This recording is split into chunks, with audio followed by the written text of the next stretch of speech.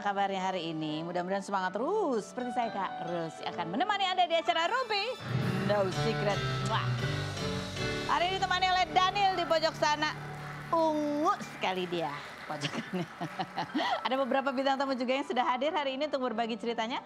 Tapi seperti biasa kita mojok dulu yuk untuk membahas apa sih yang lagi ramai masih menjadi perhatian publik dan kita highlight hari ini. Baik itu untuk hal-hal yang datang dari dunia nyata maupun dari dunia maya.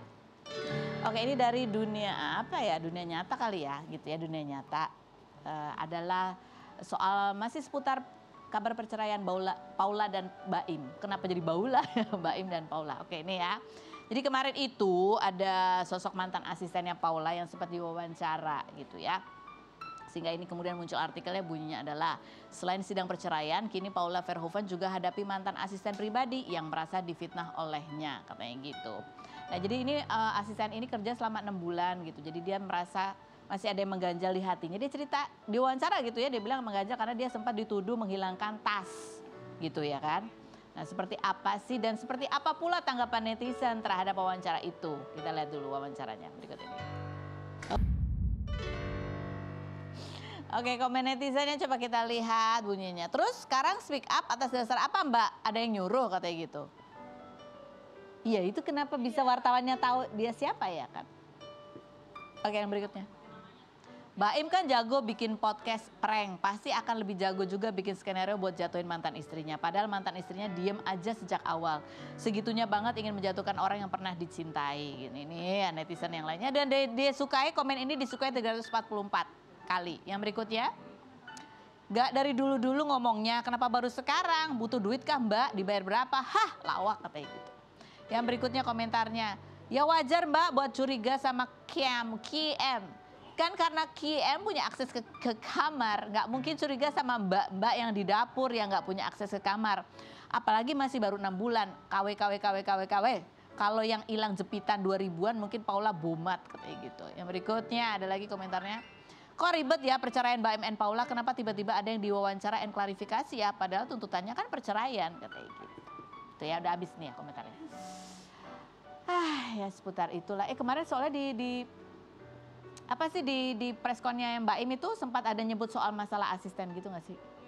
Iya ada mention. Ada mention ya? Apakah dia kah yang dimaksud gitu? Tapi nggak tahu apakah yang emang dia ngomongnya apa waktu itu? Dia cerita apa? Ada asisten? Aduh gimana sih? Kurang komplit. Oke nanti kita kembali lagi. Kita ke bintang tamu kita yang pertama aja ya. Mau bertanya... laporan pandangan mata pada saat itu hadir di acara pelantikan Presiden Republik Indonesia dan serba-serbi teman-temannya banyak juga yang tergabung di dewan, di perwakilan, jadi anggota dewan, di pemerintahan. Nah kita mau nanya ya, kita tanya sama orang dalam. Ada Mas Eko Patrio, kita lihat dulu profilnya berikut ini. Eko Hendro Purnomo, komedian sekaligus politisi kelahiran 1970 yang merupakan anggota grup Lawak Patrio sejak 1994 ini baru menjabat sebagai Wakil Ketua Komisi 6 DPR RI setelah sebelumnya pernah menjabat sebagai anggota legislatif selama 3 periode. Eko yang kerap mengajak rekan selebritinya untuk berpolitik seperti Uya Kuya dan Opi Kumis ini 4 hari lalu memposting momen menghadiri pelantikan Presiden Prabowo Subianto dan wakilnya Gibran Rakabuming Raka. Pria yang menikah dengan Fiona Rosalina pada 2001 dan dikaruniai 3 anak ini pertama kali bertemu sang istri di ulang tahun aktor Hari Capri tahun 2000, kemudian mulai dekat sejak sama-sama menjadi panitia pernikahan putri dari mantan Menteri Sosial Tutut Soeharto. 6 Oktober lalu, Eko, Denny Cagur, dan Rajiv Singh disebut sahabat sejati dalam postingan Raffi Ahmad. Bagaimana suasana pelantikan Presiden dan Wakil Presiden yang dihadiri Eko Patrio? Dan benarkah ia akan melaporkan akun yang memakai wajah dan suaranya untuk penipuan dengan teknologi AI? Saksikan kisah selengkapnya hanya di Rumpi No Secret. Oke baik, kita sudah bersama dengan Mas Eko Patrio. Aduh ini sesepuh nih kayaknya kalau sesepuh tua dong waduh. Nah emang kan. Baik di dunia hiburan, sekarang di dunia politik juga ini termasuk apa ya, dari dunia hiburan ke dunia politik itu udah lama ya. Berapa periode sekarang? Mau 4. Ini 4. Baru mau 4 periode baru. Kok baru sih? Baru 4 periode. Baru, ya. kok Ya, baru mau kan udah 4. Iya, baru 4 periode. Baru 4. Periode. Maunya berapa kali? Karena teman-teman ada yang 5, ada yang 6 Oh, gitu. siapa? Ada yang capek juga. Nah, ini kita lihat ya. Ini lihat dulu videonya Mas Eko pada saat selfie di acara pelantikan presiden kemarin. Kita lihat yang berikut. Ini Mas Eko berarti sudah 2 kali ya hadir langsung di acara pelantikan presiden. Iya, ya, zamannya Pak Jokowi, sekarang Pak zamannya Pak Prabowo. Bapak Prabowo. Apa-apa? Lihat seperti apa sih bedanya atau enggak, ya bangga. Kalau saya bangga, bangganya karena apa? Bangga bahwa Bapak Prabowo dan Mas Gibran kan yang kita support. Partai kita mensupport beliau gitu saat kampanye dan sebagainya. Tiba-tiba beliau menjadi presiden dan menjadi wakil presiden dan saya di depannya mereka tuh bangga banget gitu loh. Ya kan? karena yang mengikuti prosesnya. Yang ngikutin gitu ya? prosesnya dari yang malah yang sebelum-sebelumnya kan periode sebelumnya pemilihan sebelumnya kan beliau juga kan waktu itu juga ikut di konsultasi, ya. Terus yang sebelumnya juga hampir 15 tahun kita mengawal itu. Jadi pada saat beliau menang tuh euforia di internal kami terutama saya lah pribadi seneng banget. Seneng banget. Itu yang Exciting banget. Gitu. Itu yang Jadi sampai terasa beda ya. Sampai di videoin itu kan saya orangnya jarang-jarang gitu ya kan. Iya makanya aku sampai gini, ya ampun. Itu exciting bener, Cerita. sumpah. Oke. Nah ini juga kemarin banyak kejadian ya yang menjadi perhatian netizen juga ya. Beberapa diantaranya kita cuplik berikut ini. Demi Allah, saya bersumpah akan memenuhi kewajiban Presiden Republik Indonesia dengan sebaik-baiknya dan seadil-adilnya. Itu banyak konten-konten yang viral dicuplik oleh netizen ya di iya. sosial media. Nah ini salah satunya yang mau kita tanya nih sosok Kiran Jiwandono ya, cucunya Pak Prabowo gitu ya, yang mukanya ganteng kan lucu dan katanya mirip kayak Harry Potter Benar, gitu. Ini ketemu langsung nggak sih Mas Eko? Lihat langsung kan? Nggak sempat ketemu. Nggak sempat, nggak. Karena pada saat saya menuju ke istana, kan itu macet banget tuh acara dari Sudirman sampai menuju istana gitu loh. Jadi nggak kesampaian di situ. Jadi kita menghadiri, jadi berbagi. Oh gimana jadi? Jadi berbagi internal PAN yang senior itu ke Istana Negara, yang anggota dewan semuanya di DPR RI. Oh DPR RI, gitu. Oke jadi nggak area iya. istana waktu itu jadi nggak lihat ya. Iya. Nah ini kan melihatnya kan viral, Iya, Mas Eko kan juga biasa naungi artis-artis di manajemen ya. Ada tertarik juga untuk menawari dia? Bayarnya mahal itu. Aturannya juga banyak tuh kayak. Itu kan secara itu ponakannya Bapak Prabowo punya anak kan, iya. ya cucu lah ya Cucu, gitu. ya. Ih, lihat ganteng bener ya kan. Iya cakep loh. Kayak saya kalau ngeliat begitu tuh kayak saya waktu SMP. Iya gitu. kacamatanya mirip ya. Iya. Itu ada sirik semua. Gitu. Kita pengen juga loh wawancara lebih dekat dengan Kiran ya namanya, Kiran Jiwandono ya. Boleh kali lewat Mas Eko bisa. Ya, bisa bingung kita. Bisa repot katanya gitu. Yang berikut juga yang viral adalah kucingnya sosok Bobi Kertanegara yang sekarang menjadi Bobi Istana Negara. Ini kan, nah Mas Eko kan banyak, atau karena nggak sempat ke istana ya? Iya, kan tapi banyak yang foto juga. Kalau di Kertanegara, kalau saya diundang sama Bapak Prabowo, misal waktu ulang tahun itu ketemu sama kucingnya. Sama kucingnya, Bobi. foto juga nggak? Bobinya medan gitu. Gak sempet foto Ya tadi? enggak lah benar, ya kan artinya momennya kan namanya kucing ya gitu. Gak nyangka ya bawa kucing itu sekarang Gila ya, viral iya banget ya. benar. Ada strollernya apa segala macam. Strollernya bahkan ada dijual di marketplace gitu ya. Dan katanya strollernya itu ditaksir harganya 3 kali gaji menteri. Menteri mana? Menko lagi. Emang gaji menteri? Gaji Menko berapa sih? Nggak tahu juga. Ya kan Menko di atas ya koordinator. Oke, coba ada artikelnya nih, harga stroller Bobi. Segini harga stroller Bobi Kartanegara. 3 kali gaji Menteri Prabowo katanya gitu ya. Ya, 5 juta. Ini stroller khusus kucing atau buat bayi sebetulnya? Buat bayi. Oh, dan ini dijual ya biasa di online marketplace gitu ya dengan nama adalah kucing Bobi kereta Bobi Kartanegara. Kereta dorong. Premium. Harganya segini. Keren. Gimana melihat fenomena ya artinya itu? ya nggak bangga Sisi-sisi yang juga lucu. karena baru survei terakhir untuk Bapak Prabowo ya itu hampir 90% kesukaan orang gitu loh, kesukaan orang nih ini sekarang nih ya pada saat udah dilantik 90, sekian malah gitu. Jadi artinya orang sayang dengan Bapak Prabowo tuh benar-benar tinggi, masyarakat Indonesia akhirnya semuanya juga disayangin gitu ya. Ya penuh dicintai. harapan masyarakat Iya, supaya benar. bisa menjadi lebih baik lagi Sampai gitu dari ya. kucingnya, sampai dari pengawalnya, ya kan semua yang melekat sama Bapak Prabowo, semua orang senang dan suka. Oh, ya. Termasuk tadi video Pak Prabowo dan Mbak Titi ya. Itu bisa-bisanya teman-teman tuh ya, konten kreator. Dia ngelirik tuh ya. kemana gitu disambung-sambungin. Iya. Nah ini kembali ke Bobby. Bobby sekarang katanya juga punya Wikipedia ya, sudah dibuatkan dan ada sejarahnya. Iya, ada, iya, iya, iya. Nih ya, dimiliki oleh Presiden Indonesia Prabowo Subianto, menemukan Bobby sekitar 2017 di kediamannya di Jalan Kertanegara 4 karena iba dengan nasib kucing tak bertuan itu. Jadi ini kucing liar gitu ya. Kemudian diadopsi dan dirawat. Ini ada cuplikan wawancaranya. Ada mau ditampilkan? Enggak? Boleh? Ya udah coba kita lihat. Nih saya udah Kucingnya pintar ya milih tempatnya Iya, untuk dia ini Pak. tahu gitu. Jago banget. Pasti dia sering lihat Google tuh berarti kucing tuh ya. Dia tahu. Tanda-tanda zaman dia tahu gitu ya. Kucing tahu tanda-tanda zaman tuh Bobby. Ada zaman siapa. Terus dia juga tahu pintar tuh menentukan lokasi, dan lokasi. Oh, dagang dong. Jalan Kertanegara Aduh, gitu kan ya. iya. Yang berikutnya komen netizen tentang Bobby. Kita bacakan. Enak bener hidupmu Bobby, cuma kamu yang berani jalan-jalan di atas meja. Yang berikutnya. Bobby please, kita para animal lover mengharapkan BPJS buat hewan. Masa kucingku flu biayanya lebih mahal dari aku beli obat flu buat diri sendiri. Butuh BPJS hewan. Nah ini nih mumpung ada ya anggota dewan yang... Bener, aku punya kucing 20. Nah, kalau Mas Eko mah jangan BPJS kucing kali. Bukan, enggak maksudnya. Sekeluarga senang sama kucing. Oh iya, maksudnya, benar. Tapi kemudian ada aspirasi dari masyarakat. Oh gitu yang tadi ya. Ini mau dibahas juga nggak? Tapi lucu juga, artinya kreatif juga, boleh juga gitu ya. Iya, Kan iya. juga itu bagian hidup dari Ya kita kan juga. makhluk hidup juga gitu Benar. ya. Yang berikutnya coba Setuju. kita lihat. Ada lagi, kok dia anteng ya, gak ada keinginan buat loncat dari stroller. Ya kan enak strollernya ya. Yang berikutnya ada lagi, Bobby, a day in my life, nangkep tikus-tikus negara. Dalam banget ini komennya ya. Berikut coba kita lihat ya. Oh ini ya, ada artikel juga nih tentang Mas Eko kalau ini ya. Kenapa lagi? Mas Eko dibilang katanya sebut menjadi artis terkaya. Artis yang terjun ke dunia politik dan itu yang terkaya. Oh ada daftarnya. Oh gitu. Pantas Eko disebut jadi artis terkaya di DPR RI tuh. Oh. Intip megah rumahnya seharga 100 miliar, fantastis, gak main-main katanya gitu. Gitu dia. Tapi kan Mas Eko sekarang banyak tuh kemarin Raffi Ahmad juga ada ditanya gitu, apakah harta kekayaannya sudah terdaftar di LHKPN.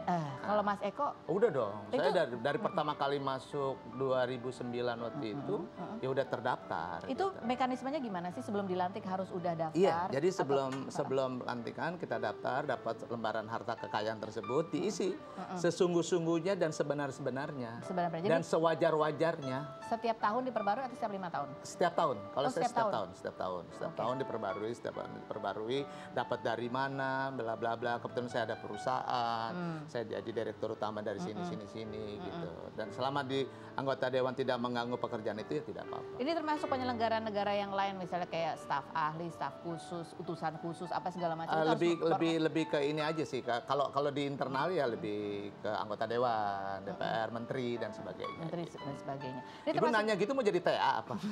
TA apa? tenaga ahli Ya, DPR. kan siapa Staff, tahu staff, ya. staff, Sebelum ya. dipanggil aku daftar dulu. Iya. Kalau mau daftar jadi anggota dewan 081 tulis. Handphone Eka. Warna biru tuh bagus dibanding warna yang lainnya. Warna ungu ada nggak? Iya, nah kayak Feral gitu, Raffi Ahmad kan kemarin Ya sempat ditanya kan. Itu kan, harus ya? Kayak mereka? Feral, kayak Raffi Ahmad lah ya. Kalau Raffi Ahmad kan tuh dadakan dia. Mau nggak mau dia harus mengisi. Jadi tuh. menyusulkan nanti ya? Dia, Nah, benar. oke. Jadi ibu akan tahu berapa nilai harta kekayaan sesungguhnya Raffi ya itu dari situ. Nanti kita bandingkan ya, lebih banyak Raffi atau Eko Patrio? Raffi lah Raffi. Aku takut silau, terus aku takut iri nanti ya. Coba kita lihat ini yang sudah terdaftar ya. Mas Eko 131 miliar, Denny Cagur 68,4 miliar, Feral 51,8 miliar, Nafa Urbah 20,2 miliar, Uya Kuya 48 miliar. Ya. Wow. Ini Kenapa? Nggak, aku tuh duitku lari kemana sih? Nggak pinter nih mengelola keuangan. Habis ibu gitu sih, kalau punya duit belanja rumah, belanja rumah. Aku belanja itulah boneka labu-labu. Labu bu. Gak. Yang berikutnya mau kita bahas juga ini ya. Alhamdulillah ini rezeki lah dari Alhamdulillah pertama ya. kali. Ya itu sekali ya. Jadi mungkin itulah hikmahnya ya. Apalagi kalau public figure terjun ke dunia politik, semakin transparan, semakin bisa dipantau oleh masyarakat gitu Ya, ya. nggak apa-apa. Termasuk yang baru ini anggotanya yang baru Pak, Oh, yang menjadi siapa? anggota Dewan Feral. Oh, Kemarin Feral. itu sempat beberapa kali menjadi perhatian ya. Kenapa? Dia difoto lagi ada rapat, dia main handphone, dikomentarin, dikritik ya kan. Abis itu dia komen. Kritik etika jurnalistik, tak terima dipojokin main HP. Itu juga jadi sorotan publik. Ini gimana, di dalam itu gimana? Ya, jadi sesungguhnya itu bukan DPR. Oh bukan? Itu sesungguhnya bukan acara di DPR. Oh, bukan. Itu acara apa? Bukan acara DPR. Itu sebelum jadi anggota Dewan DPR ada yang namanya kayak semacam apa ya? Pembekalan dan sebagainya. Oke. Di tempat lain bukan DPR yang menyelenggarakan. Oh, bukan. Itu ada di Hotel Sangrila. Nah, yang kedua, dia buka itu untuk mencari data, gitu, mencocokkan data yang dia buat. Apakah, nah ini kan orang kadang kala ya. Jadi ini data yang udah dia buat. Kan semua kan orang sekarang isinya di handphone. Betul. Iya kan isinya di handphone. Dan masa semua harus pakai hard copy, semua kan tebel dong Ya, sebanyak. laptop kayak gitu Iya. loh. Lebih simpel ini dong. Ya biar iya nggak kan? diprotes kan bukanya laptop aja lah. Ya, oh gitu ya. Ntar takutnya dianggap tukul gimana? Kembali ke laptop. Tapi kan ya ini sebagai maksudnya Feral itu masih ya ini Feral tuh makanya masih- mengklarifikasi, saya mengklarifikasi dari dia gitu. Oke. Jadi dia anak pinter. Iya, aku ya kita kan sempat beberapa kali juga ketemu Feral gitu ya. Tapi dari senior-seniornya ada pesan-pesan juga nggak sih buat Feral menghadapi kayak gini loh. Karena dia menjadi sorotan, kadang orang jadi salah sangka dan kemudian itu belum apa. Ya masyarakat diklarifikasi juga belum tentu percaya Iya. kan gitu ya. Tapi ya biasanya gitulah nanti dengan sendirinya seiring sejalan. Ini kan juga apa namanya semua orang euforia ya ngelihatnya ya dengan Uya penampilan begitu, Pasya, Feral gitu ya. Tapi waktu awal juga Desi demikian, Iya, iya. Primus juga demikian, termasuk saya juga demikian. Apalagi saya dulu nggak punya mentor sama sekali pertama kali masuk. Oh gitu. Jadi asal-asalnya rambut masih dulu yang Tomingse gitu kan, gondrong gitu, Tomingse gitu. Waduh dikritik habis, saya pernah dipanggil MKD juga. Serius? Gara-gara rambut? Ya gara-gara penampilan, tiba-tiba saya tampil masih pakai celana jeans. Ya kan, itu kan nggak boleh, harusnya pakai, misalnya kita rapat paripurna gitu kan harus pakai jas, dasi dan sebagainya. Makanya sekarang Mas Eko juga mementori beberapa. Nah kalau ya karena teman apalagi muda saya kan di internal ya artinya saya menginfokan dia gini. Mereka enak lah udah dapat apa namanya gitu. Udah dapat inilah Pejangan lah, pembekalan ada dari pembekalan. ini bukan hutan ya. Iya. Nah ini juga ada postingannya ya, Mas Eko sama Raffi dan juga Denny Cagor ya. Berjuang dari muda bersama nanti sampai mati. Selamat sahabat-sahabatku tersayang gitu. Nah ini berarti bakal sering ketemu dong ya. Iya, sebenarnya juga ya. sebelum Itu juga ini sering ketemu terus gitu ya. Dan saya sayang sama Raffi, saya sayang sama Denny Cagur, sama Rajib gitu ya. Karena itu teman dari emang berangkat dari dunia entertain. Raffi jadi pemain itu berapa ya di Facebook, program-program saya kan sering ngisi. Oh iya. Iya gitu loh. Jadi saya tuh selalu kalau orang yang di samping saya adalah ingat jangan jadi artis saja. Harus jadi orang kaya, saya bilang gitu. Caranya jadi pengusaha. Tunggu. Emang jadi artis nggak bisa kaya? Ya, kadang nggak tahu sendiri kan banyak teman-teman yang senior-senior kita. Tadi ibu juga bilang, duit gua kemana ya? Ada sih kalau gitu. Nah, kalau udah gitu baru tuh kan. Nah, artinya saya mengingatkan teman-teman semuanya, mempunyai nama, manfaatkan media sosial untuk apa? Untuk meleverage, mendaya ungkit, daya dongkraknya dia menjadi sesuatu. Minimal dia bisa menjadi entrepreneur. Kalau udah kaya ngapain terusan? Ya, kalau udah kaya kan bisa bermanfaat untuk orang Wah banyak. itu dia Gitu luar loh biasa. pentingnya. Iya, Pak. Ini kan Raffi kan jabatannya adalah utusan khusus. Utusan khusus tuh ngapain sih? Ya utusan khusus presiden ya macam-macam kayak Gus Miftah tentang keagamaan. Ya itu tugasnya ngapain? Tugasnya ya Tahu nggak? Kalau nggak tahu nggak apa-apa. ya maksudnya gini, utusan tuh yang memberikan informasi, lalu memberikan knowledge kepada teman-teman yang lainnya bahwa kan nggak mungkin presiden menjawab sendiri kan kalau kaitan tentang keagamaan, terus tentang kepemudaan, tentang kepariwisataan. Nah itu ada yang menjawabnya. Jadi kayak nanti. duta gitu. Ya kayak semacam gitu. Pokoknya ya kayak gitulah. Gitu. Pokoknya itu yang dia lakukan. Tapi manfaatnya kan kita rakyat nggak hanya di Jakarta aja. Oh, iya. Ya kan? seluruh Indonesia harus diinfokan. Karena itu dipilihnya adalah salah satunya adalah orang-orang yang punya follower banyak gitu ya. Bukan follower, kalau buat Apa saya tuh? adalah kapabilitas dan kapasitas. Oh, kapasitasnya juga Kapasitasnya ada. bisa mencapai. Iya, dia udah rapi udah semuanya paripurna kalau buat saya untuk di anak muda ya kan. Oke, ini ada cuplikan juga pada saat pelantikannya Raffi Ahmad dan pada saat diwawancara oleh rekan-rekan media. Salah satunya kemarin yang sempat juga menjadi pertanyaan adalah gelar honoris causa itu, dokter honoris causa gitu. Karena dianggap ini lembaganya yang memberikan apa sih gitu ya. Itu tanya sama Mas Eko, bisa jawab nggak? Setelah yang berikut ini, jangan kemana-mana, tetap di Rumpi No Secret.